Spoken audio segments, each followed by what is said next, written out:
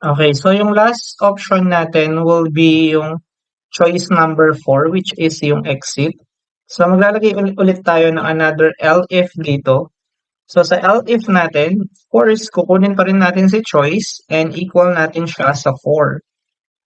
Then, ang gagawin lang natin dito is, syempre, mag-print muna tayo and sasabihin natin sa user natin na thank you for using the bank. Yan. So, after nun, ang gagawin lang natin is we will call out si running and then isa-set natin siya as false. So, ibig sabihin, mag-exit na or mag-stop na yung looping and yung program natin.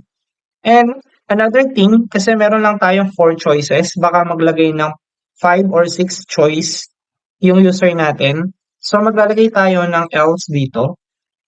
And ang else natin, sasabihin natin sa kanya na kailangan niya lang or sabihin natin sa kanya na invalid choice.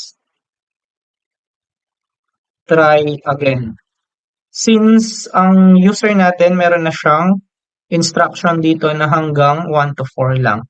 So in case na mag-5 siya, invalid choice and try again yung ipapakita natin sa kanya. So try muna natin siya. So lagyan natin 7. So invalid choice, try again kasi nga hanggang 4 lang yung options natin. Try natin yung exit 4.